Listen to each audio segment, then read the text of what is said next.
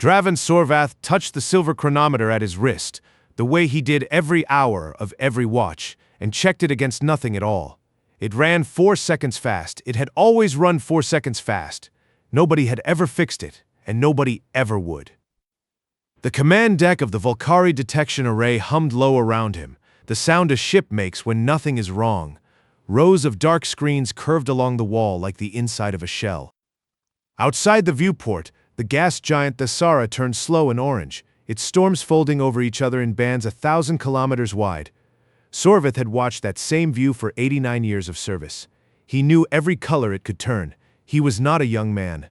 A scar ran from his left eye to his jaw, old and pale. From a hull breach he barely remembered except his sound. He touched it sometimes without meaning to. He was touching it now. 3,417 patrols. Not one wrong call. Not one ship misidentified. Not one threat missed. Not one report that needed correcting. The number followed him through the fleet like a rumor. Some officers hated him for it. Most just wanted to stand near him when the readings came in strange. Tonight the readings came in strange. Commander. Lissa Vale's voice cracked on the word, and that was the first wrong thing, because Lissa never cracked. She was young, sharp-eyed, augmented irises, catching the console light in a thin silver ring. She had run this station for 2 years without once raising her voice above a report tone. "I need you to look at this." He crossed the deck. On her screen, a shape sat where no shape should sit. No transponder pulse, no thermal bloom. No trailing exhaust, no drive signature, nothing at all. In the long list of things a ship was supposed to leave behind when it moved through space. "Run it again," he said. She ran it again. Same shape, same nothing. It didn't accelerate into position? Lissa said, "There's no approach vector." 1 second the sensor grid is clean. The next second it's just there.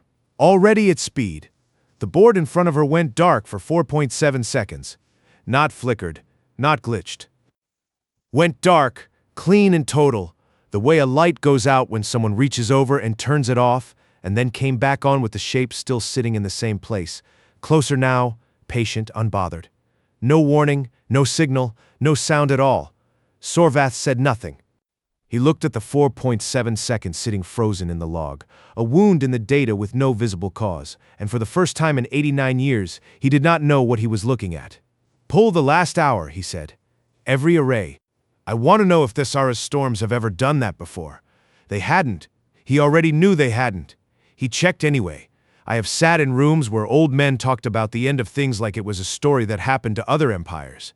I used to believe them. Stay with me. This is the part where I stopped. Sub-Commander Vor arrived halfway through the second scan, drawn by the kind of silence that spreads through a command deck faster than any alarm.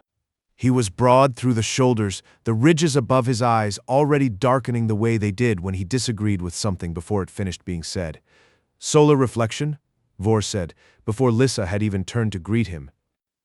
"Thesara throws odd light through those storm bands. We've logged false returns before. Not like this," Lissa said.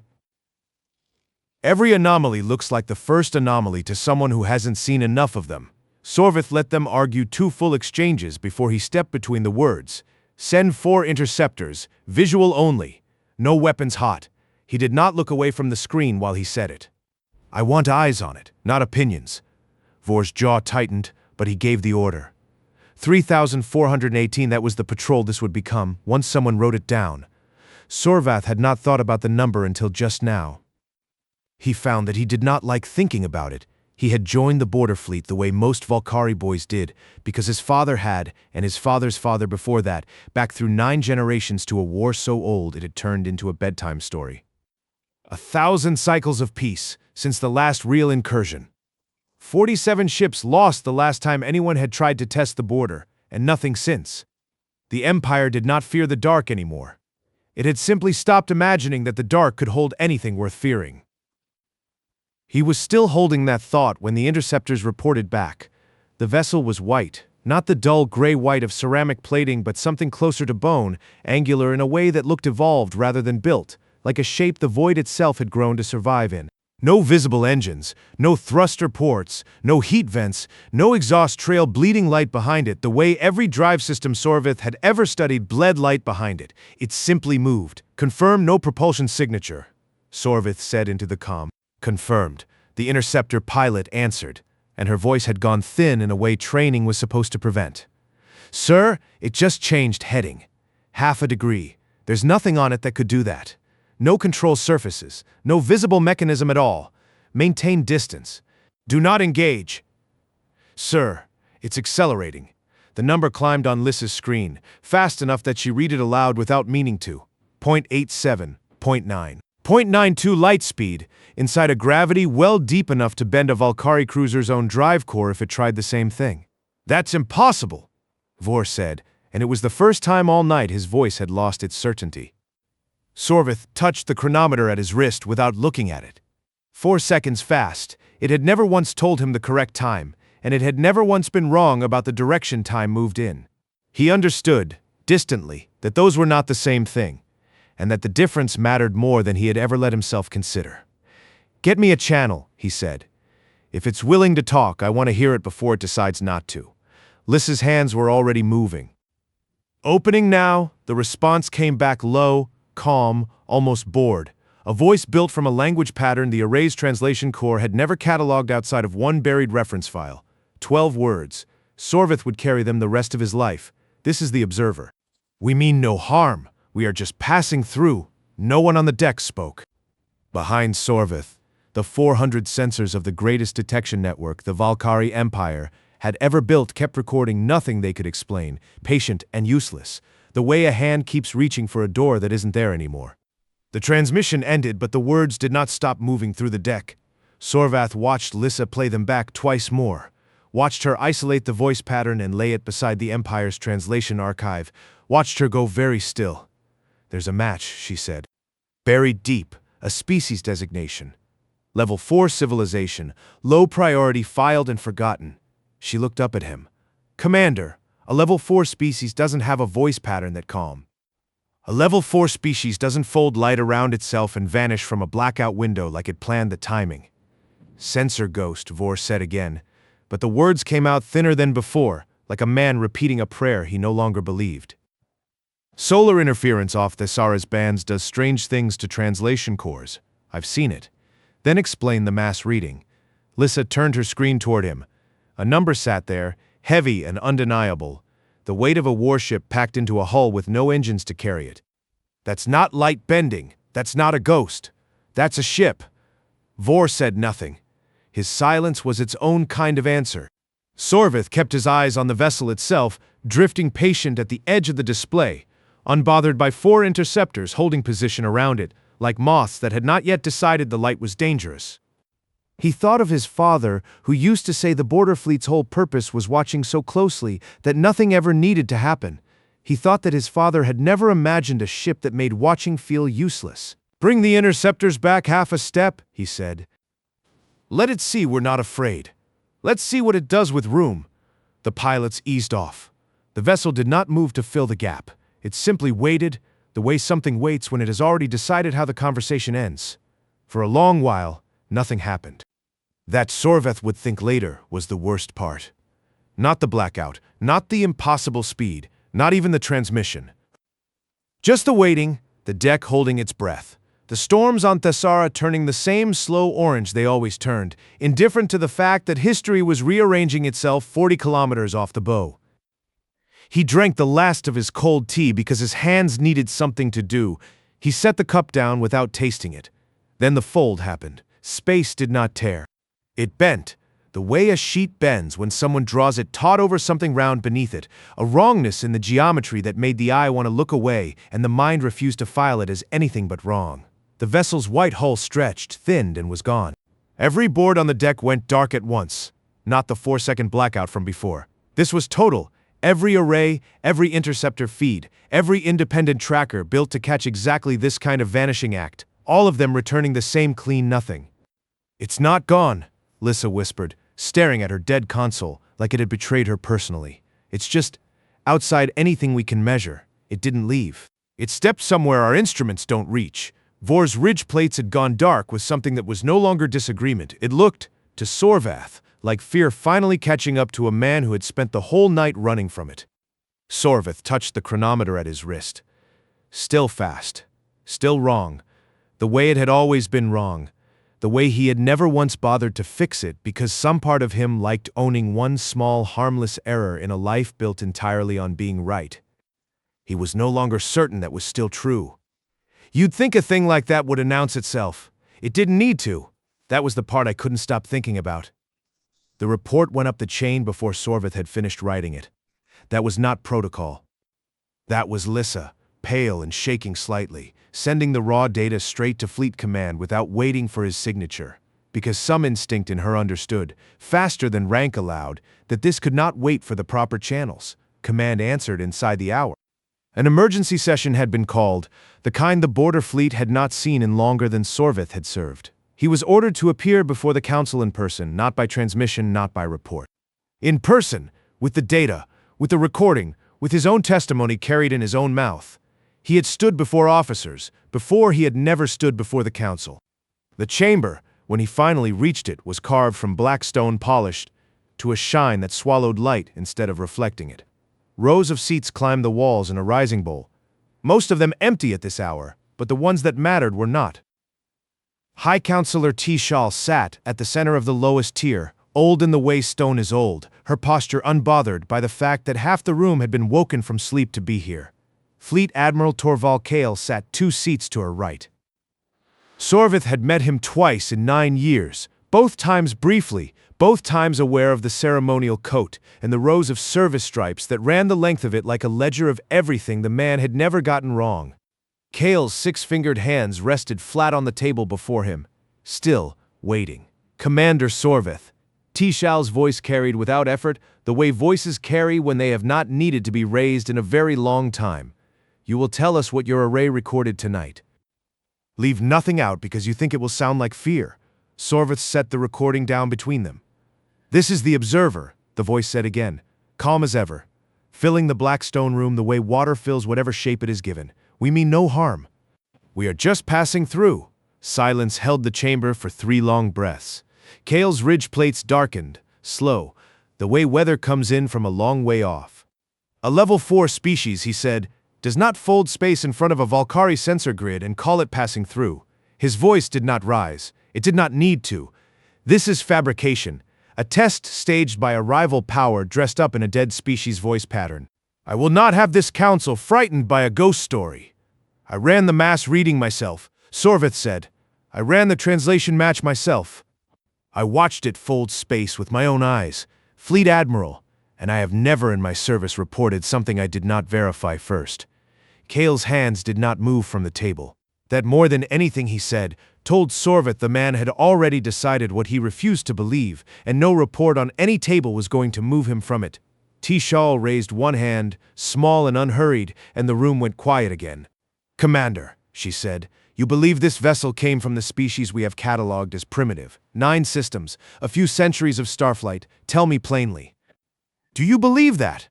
Sorvith thought of the chronometer at his wrist, 4 seconds wrong every single day of his life, and how he had never once thought to ask what it meant that being slightly wrong had never once cost him anything.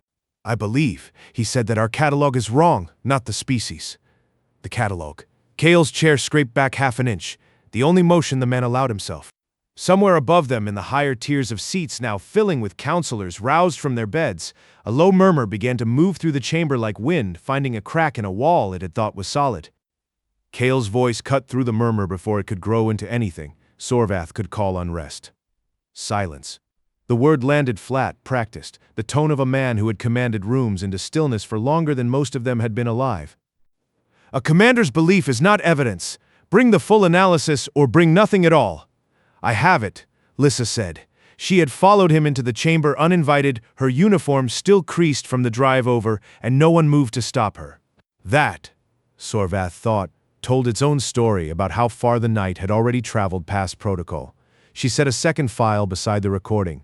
The translation core matched the voice pattern to a species we cataloged centuries ago and never looked at again. Filed low. Filed forgotten. 9 systems, a few hundred years of starflight, nothing worth a second survey. She let that sit a moment, but the vessel's capability doesn't belong on our chart at all. It's not that we filed it wrong by 1 tier. You're telling us a species we called primitive is operating past the top of our own scale. I'm telling you, Lissa said, that our scale was never the ceiling we thought it was. Kale's ridge plates darkened further, a slow tide of color that Sorveth had come to recognize.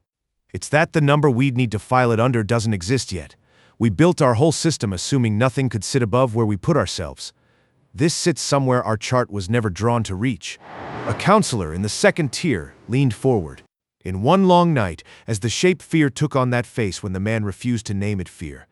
Coincidence, old sensor drift dressed up as revelation. I built this array with my own service. I will not watch it slandered by a technician's guesswork.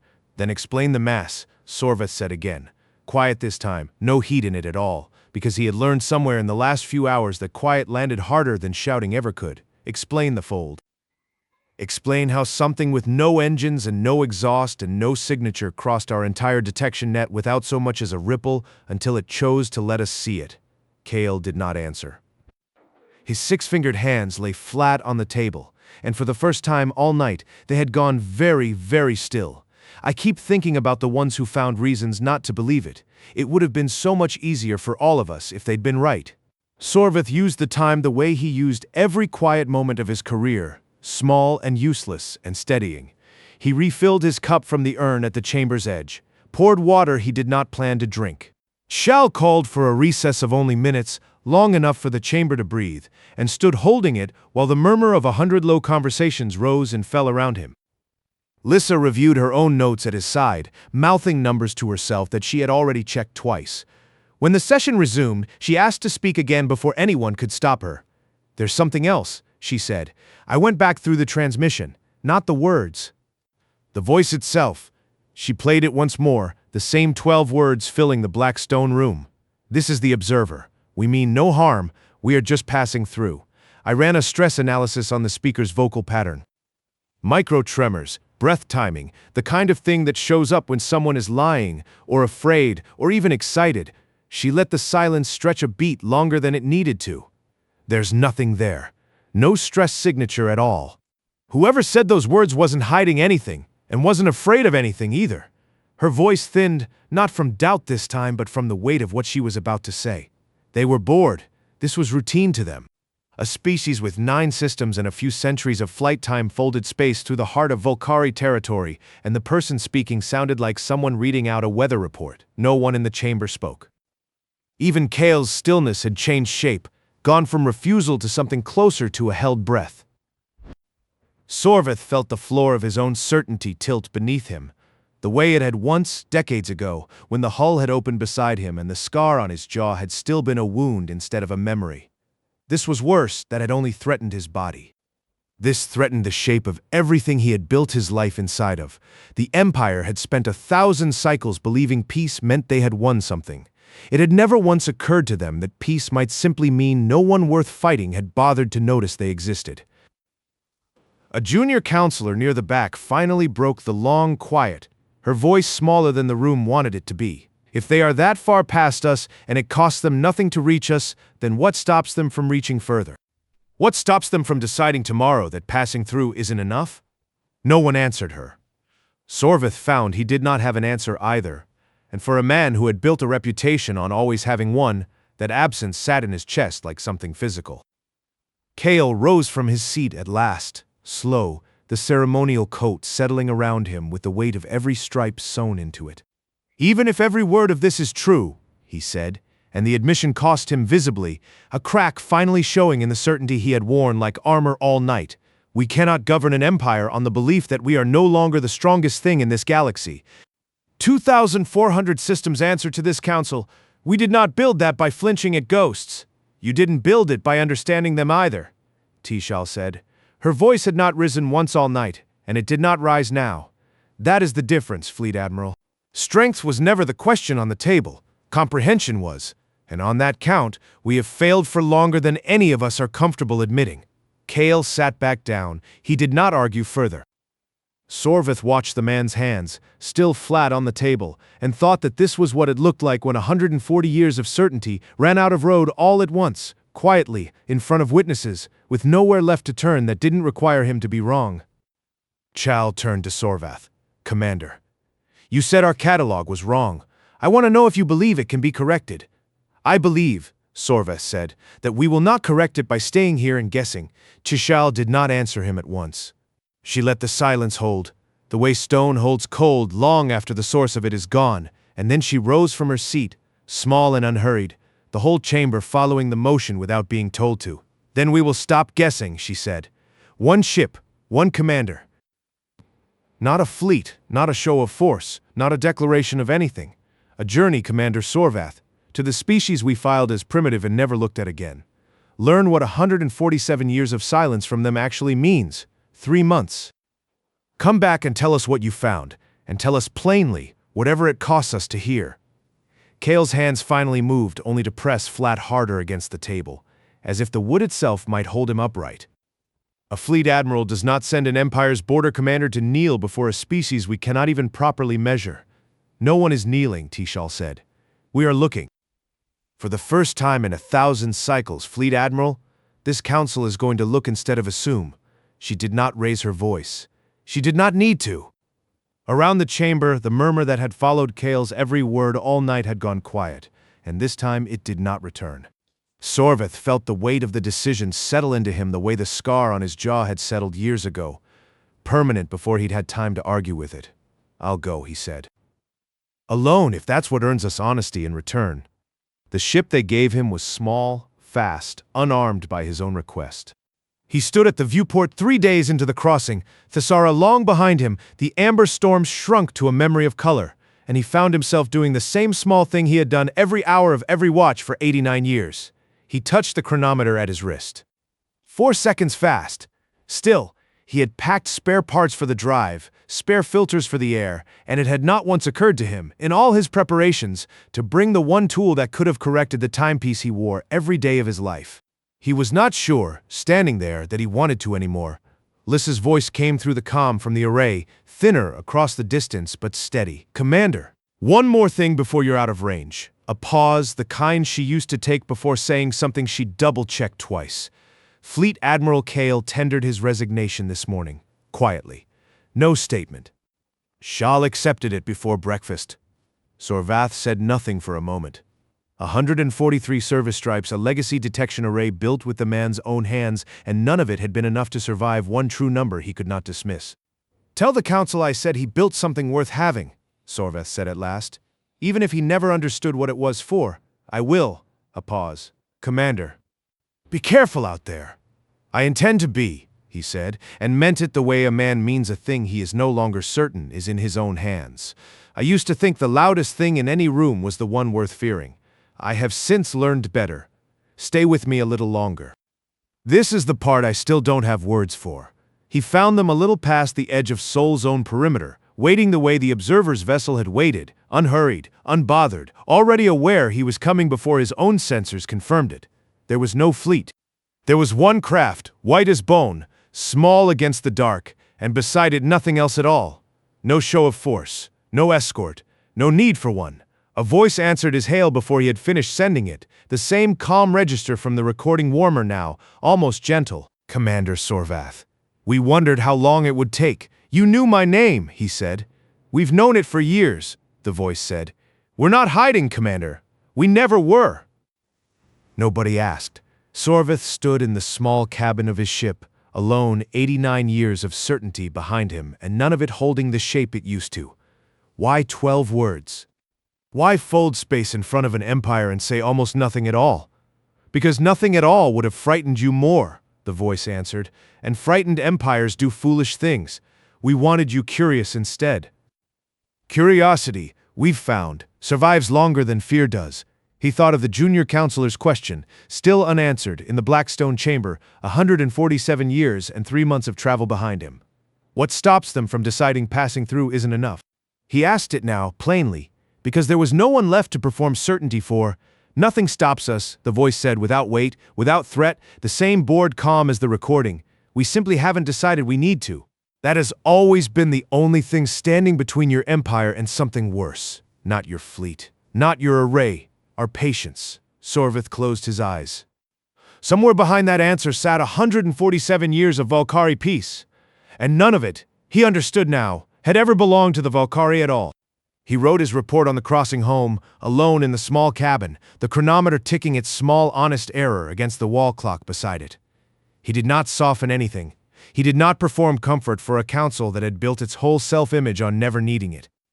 He wrote what he had seen, what he had heard, and what he had understood, and he signed his name to all of it the way he had signed 3,417 reports before, except that this one, for the first time, he was not certain was complete.